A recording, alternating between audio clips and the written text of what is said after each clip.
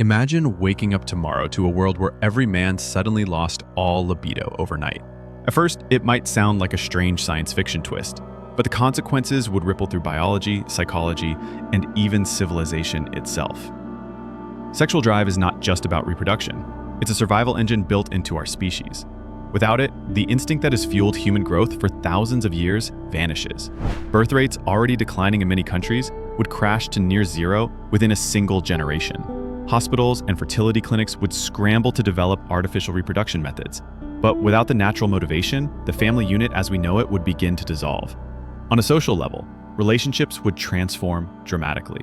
Dating, attraction, even cultural rituals built around desire, music, art, film, and advertising, would lose one of their most powerful sources of energy.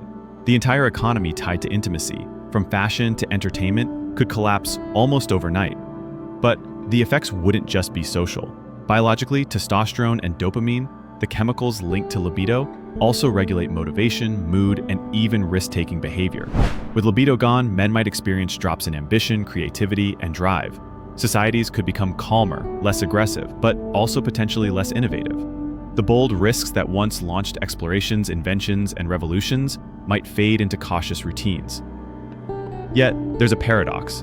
Some scientists argue that without constant biological competition, cooperation could actually increase.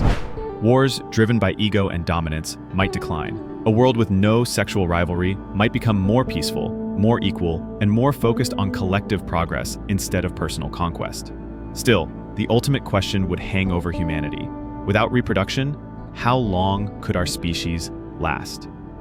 Within decades, global populations would begin shrinking at catastrophic rates. Cities would empty, economies would collapse, and humanity's survival would depend on advanced genetic engineering, artificial wombs, and laboratory-based reproduction. In other words, science would need to fully replace nature. So a world where all men lost libido wouldn't just be quieter, it would be a fragile balance between peace and extinction. It forces us to realize how deeply biology shapes not just our bodies, but our societies, cultures, and future as a species.